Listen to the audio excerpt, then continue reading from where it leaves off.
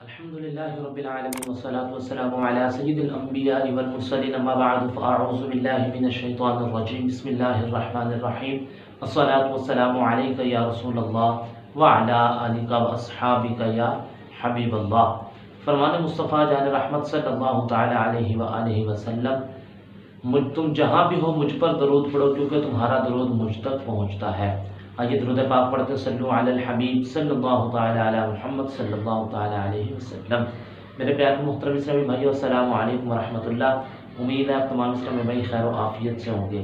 میرے پیارے اسلامی بھائیو، جیسا کہ آپ دیکھ رہے ہیں اتاری حمدی چینل اور میں ہوں محمد سمیع اللہ اتاری۔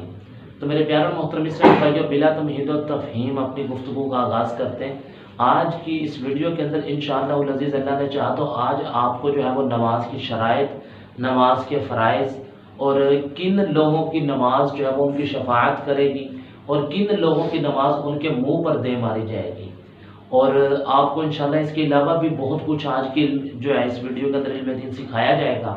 ویسے تو ہم نے الحمدللہ جو ہے وہ نماز کی شرائط پر مکمل ایک تفصیل کے ساتھ ویڈیو بنائی ہے، نماز کے فرائض پر بھی ایک بنائی ہے، لیکن جو ہے نا آج انشاءاللہ ان دونوں کو ایک جگہ اکٹھا کرنے کے بعد اللہ نے چاہا تو کل سے آپ کو نماز کا سبق دینا شروع کریں گے۔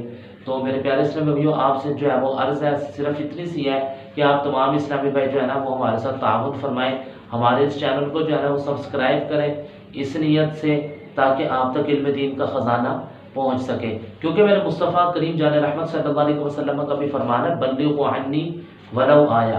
میرے آقا کریم نے فرمایا پہنچا دو میری طرف سے، بھلے وہ ایک آیت ہی کیوں نہ ہو۔ یعنی کہ کہنے کا مطلب یہ ہے کہ آپ سے سبسکرائب کروانے کا مقصد ہمارا یہ ہوگا تاکہ آپ تک علم دین حاصل ہو سکے، آپ بھی علم سیکھ سکیں۔ تو میرے پیارے اسلامی بھائیو، آئیے اب ہم چلتے ہیں اپنی اس ویڈیو کی جانب، جس کے اندر انشاءاللہ آج کی اس مختصر ویڈیو میں آپ کو نماز کی شرائط، نماز کے فرائض اور بھی بہت کچھ چیزیں انشاءاللہ سکھائی جائیں گی۔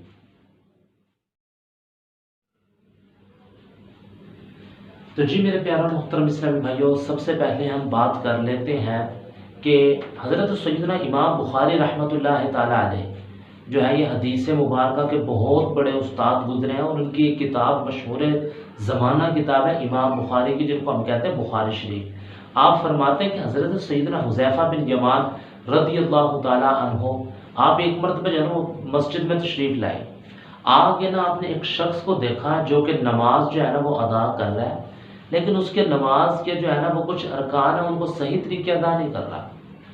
تو آپ نے ارشاد فرمایا کہ بھائی کتنے عرصے سے ایسے نماز ادا کر رہے ہو؟ اس نے کہا حضور والا 40 سال ہو گئے ہیں۔ تو آپ نے پتہ کیا ارشاد فرمایا؟ آپ نے فرمایا بھائی تو ایسے سمجھ لے جس طرح 40 سال سے تو نے نماز ادا ہی نہیں کی، تو نے 40 سال سے نماز پڑھی ہی نہیں ہے، تو 40 سال سے بے نمازی ہے۔ اچھا جی، دوسری روایات کے اندر ہمیں کچھ اس انداز کے اندر بھی ملتا ہے کہ جب آپ نے اس نمازی کو دیکھا نا تو آپ نے فرمایا یہ وہ نماز نہیں ہے جو میرے آقا کریم نے فرمایا ہے، اور اگر تو اسی طریقے پر مر گیا نا تو تیرا طریقہ دین محمدی صلی اللہ علیہ وسلم یعنی کہ جو میرے آقا کریم نے ارشاد فرمایا اس طریقے پر تیری موت نہیں ہوگی کہ کہیں تو سمجھے کہ میں نماز پڑھ رہا ہوں اور نماز پڑھتے ہوئے میں مر گیا تو بڑی عالی شان موت ہوگی۔ فرمایا نہیں، تیری وہ موت نہیں ہوگی۔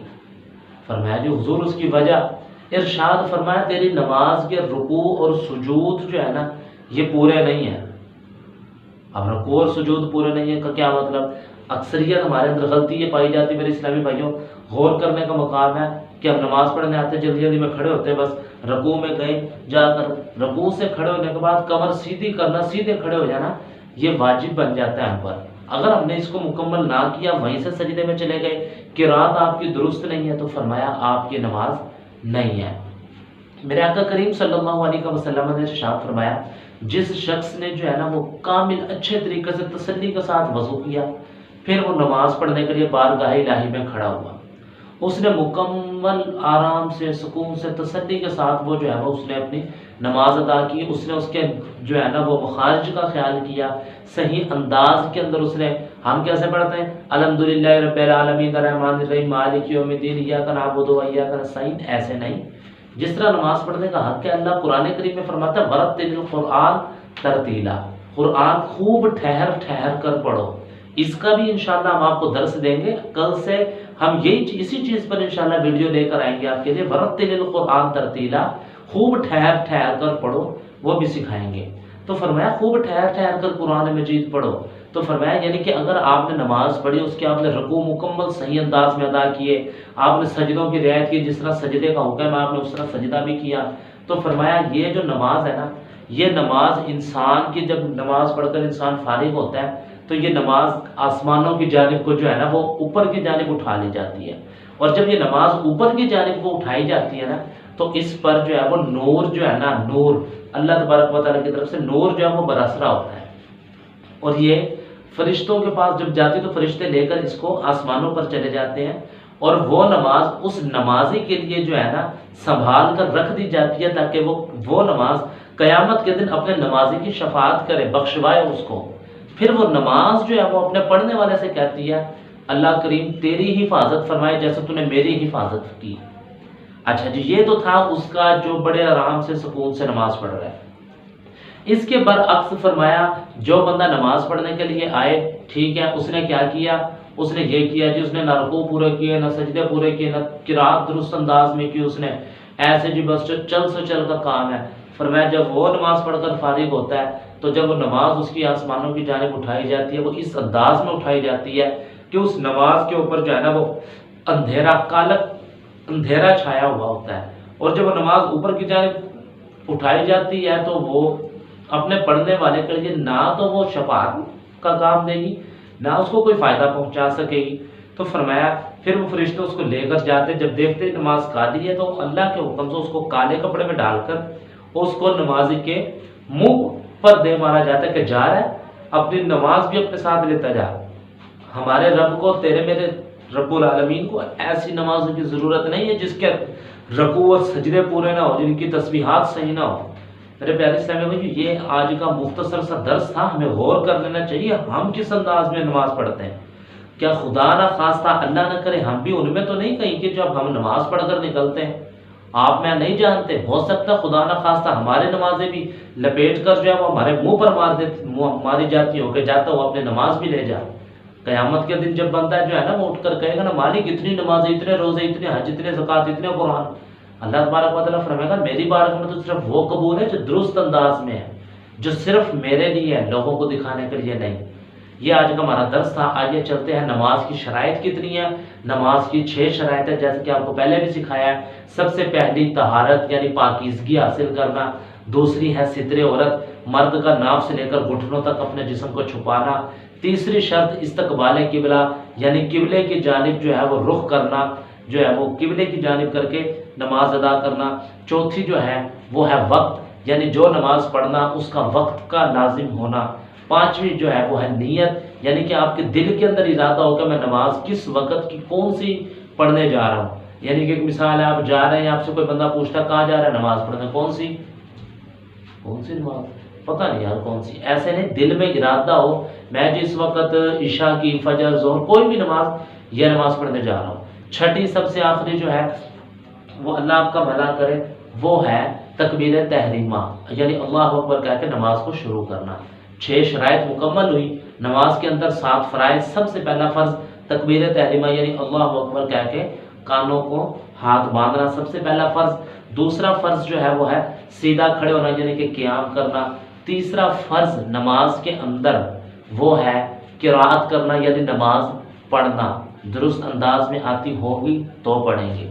یاد رکھیے 100 سال سے نمازیں پڑھتے آ رہے ہیں، درست نہیں ہے، قواعد مخارج درست نہیں ہے، خدا نہ خواستہ اللہ نہ کرے اگر اس کے جو ہے وہ معنی چینج ہو گئے نیچے سے، آپ کی نماز ٹوٹ جائے گی، ختم ہو جائے گی، یقین مانیں آپ کو پتہ بھی نہیں چلے گا، آپ کی نماز ادا ہی نہیں ہوگی، الٹا ثواب لینے جائیں گے، الٹا گناہ کما کر آئیں گے آپ۔ اچھا، چوتھا جو فرض ہے وہ ہے رکوع کرنا یعنی اتنا جھکنا، ہاتھ بڑھائے گوڈوں تک پہنچ جائیں۔ پانچواں فرض جو ہے وہ ہے سجدہ کرنا یعنی کہ سجدہ 7 ہڈیوں پر ہوتا ہے، پچھلی ویڈیو میں آپ اس کو سماعت کر سکتے ہیں۔ اچھا، اس کے بعد چھٹا جو فرض ہے وہ ہے التحیات پڑھنا، آخری التحیات پڑھنا یعنی کہ جو 4 رکعتیں پڑھنی ہیں، چاروں رکعتیں پڑھنے کے بعد جو التحیات پڑھتے ہیں وہ پڑھنا، یہ بھی فرض ہے۔ سب سے آخری فرض سلام پھیر دینا، یہ بھی نماز کا ایک فرض ہے۔ میرے پیارے اسلامی بھائیو، آج کی تو ہماری یہ ویڈیو تھی۔ کل انشاءاللہ جس موضوع پر لے کر جاؤں گا، یقین مانے میں آپ سے پھر یہی عرض کروں گا کہ آپ اس چینل کو جو ہے وہ اپنے دوسرے دوستوں تک بھیجیں تاکہ وہ اس کو جلدی سے جلدی سبسکرائب کریں۔ آپ کو جب میں نماز سکھاؤں گا نا، یقین مانے ہو سکتا ہے آپ خود حیران و پریشان ہو جائیں کہ یار اگر قاری صاحب نماز اس طرح سکھا رہے ہیں تو ہم کیا پڑھتے رہے ہیں؟ چلو جو پڑھتے رہے ہیں تو وہ کیا ہوگا ان نمازوں کا، یہ انشاءاللہ آپ کو کل سے سکھایا جائے گا۔ کل سے نماز ورتل القرآن ترتیلا پر انشاءاللہ عمل درآمد ہوگا۔ آپ کو نماز درست انداز میں پڑھنے کا طریقہ کار سکھایا جائے گا۔ اللہ نے چاہا تو انشاءاللہ تھوڑا تھوڑا کر کے سبق آپ کو یاد کروانے کی کوشش کی جائے گی۔ ہو سکتا ہے ہمارے توسط سے کسی ایک اسلامی بھائی کی نماز درست ہو جائے، یقین مانے ہمارے چینل بنانے کا مقصد پورا ہو جائے گا۔